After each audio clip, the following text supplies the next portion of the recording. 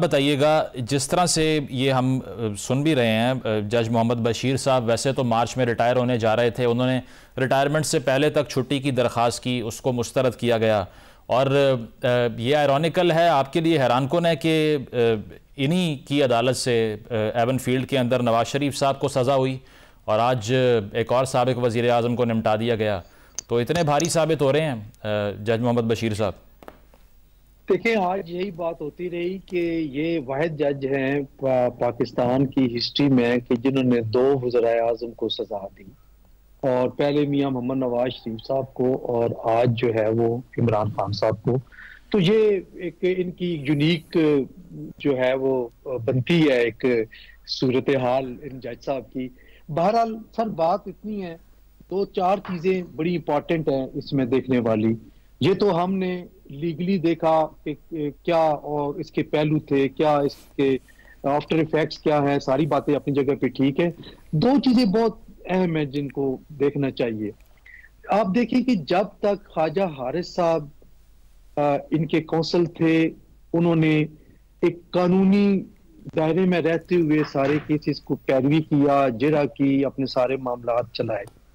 और वो इस हवाले से उनको हम कह सकते हैं कि वो थॉरली प्रोफेशनल लॉयर थे, और उन्होंने अपना जो जो जो न्यूक्लियस रखा वो सिर्फ और सिर्फ केस की फैक्ट्स और उसके जो उसके एविडेंस थी उसके इर्द गिर्द रखा। उनके बाद जो कप्तान साहब की जो बदकिस्मती का दौर आया वो ये आया कि उन्होंने उनके जो वकला की टीम थी वो ज्यादा पोलिटिसाइज हुई थी और तमाम मामले को पॉलिटिकल तनाजुर में देखते रहे, सोशल मीडिया पे शोर मचाते रहे। कोर्ट में मेरे एक दोस्त ने एक दिन की हियरिंग देखी और मुझे जब उससे बात हुई तो उसने बताया कि उन्होंने ये देखा कि जिस तरह जुल्फ़िकार अली भुट्टो के साथ हुआ इसी तरह खान साहब के साथ होगा। तो मैंने उसकी तफसील पूछी तो उन्होंने कहा कि वकला बड़े बड़े नाम हैं, लेकिन वो जब खान साहब के सामने आर्ग्यू करते हैं तो वो तकरीरें करते हैं, आर्गूमेंट्स नहीं करते।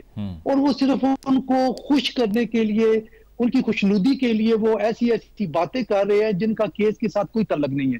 तो ये चीजें बहरहाल जो पाशा साहब, क्या यही वजह थी कि ख्वाजा हारिस साहब अलहदा हो गए थे वकला की टीम से? मेरा ख्याल है ख्वाजा हारिस साहब की नाराजगी की भी वजह शायद इस लीगल टीम की, उस लीगल टीम की मौजूदगी थी जो कि गैर जरूरी तौर पे केसेस में इंटरफेरेंस कर रही थी, जिनका केस के फैक्ट्स और उनकी जो एविडेंस है उसके साथ कोई ताल्लुक नहीं था।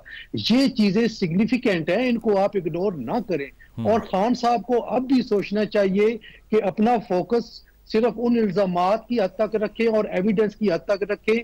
जो ही आप अपनी उस लाइन से बाहर होते हैं तो फिर आपके खिलाफ जो है वो ज्यादा मवाद बेहतर तरीके से आ जाता है, जिस तरह के इन दोनों केसेस में हुआ है।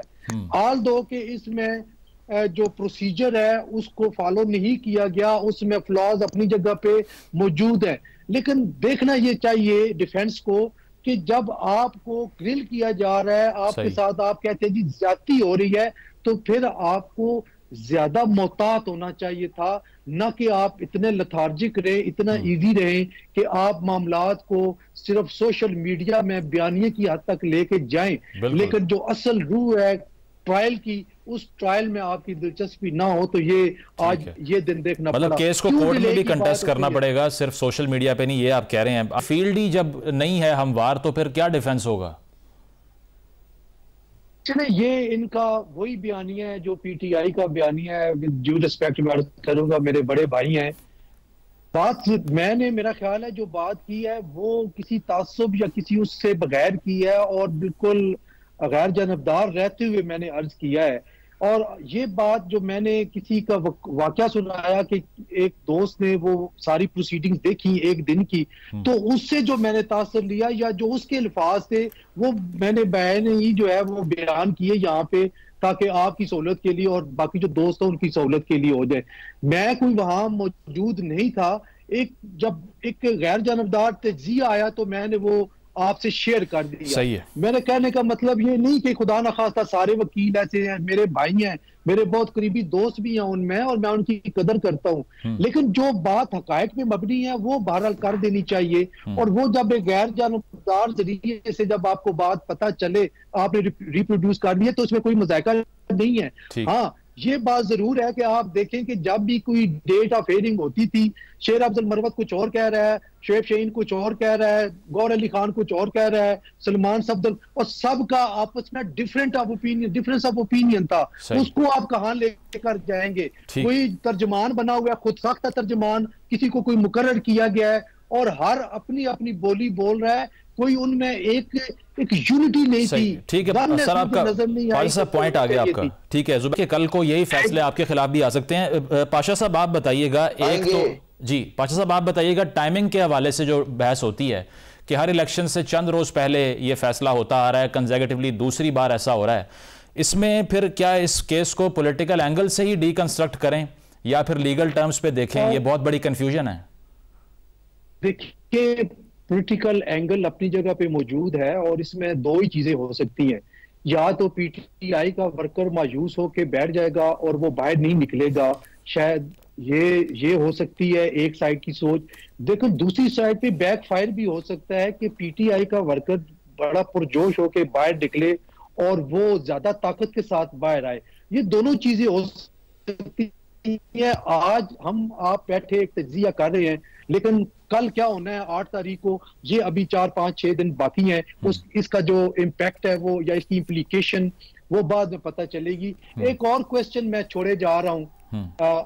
मेरे दोनों भाई हैं, दोनों मतलब कि बड़े मंजे हुए वकला भी हैं और आप भी माशाल्लाह। एक सवाल छोड़े जा रहा हूँ कि क्या जज बशीर अहमद साहब ने खान साहब की हमायत की है या उनके खिलाफ गए हैं? ये फैसला इन पे छोड़ता हूं, तारीख पे छोड़ता हूं कि क्या। ठीक है आरिफ चौधरी साहब, आप बता दीजिए जवाब इसका। देखिए, मैं आपको एक अर्ज करूं, ये बिल्कुल ऐसे ही है कि जिस तरह किसी ने कहा था कि जनाब ये देखे बड़ी मदद की जा रही है उनकी, उन्हें इतना पकड़ पकड़ के मार मार के इस तरह की सूरत हाल पैदा की जा रही है कि लोगों के अंदर हमदर्दियां पैदा हो। और यहाँ जो इन्होंने तो एक टेक्निकल बात की है, वो टेक्निकल पाशा साहब ने, वो आम लेमैन वाली बात नहीं। इनका मतलब यह है कि ये जो फैसला किया गया है इस तरह की चीज के बाद, तो यकीनन फैसला जो है वो कहीं भी अदालत में नहीं ठहर सकता। ये बात तो इनकी सही है, लेकिन ऐसा करने में किसी की भी नीयत शायद ऐसी नहीं होती। लेकिन बाज़ औक़ात ये, मैं इससे मुझे एग्री करने में भी कोई इतनी ज्यादा नहीं हो रही। उसकी वजह यह है कि बाज़ औक़ात जब प्रेशर बहुत पड़ता है तो यकीन माने जजेस इस तरह करते हैं कि चलो साहब कुछ कहना चाह रहे हैं जी, सजा मैं दे देता हूं, लेकिन आगे देखते क्या होता है। एग्री हो जाए मेरे साथ मेरे साथ एक पेज पर आ जाएं, वो ये मुतालबा कर रहे हैं आपसे। ये सही बात है। काफी हद तक जब प्रेशर बढ़ता है ना तो ऐसे हो जाता है, कहते हैं कि जी ठीक है थोड़ा काम मैं कर देना, लेकिन आगे फिर बिकी जाएगी जो भी होएगा। तो इसमें कोई ठीक है। आप जुबैरी साहब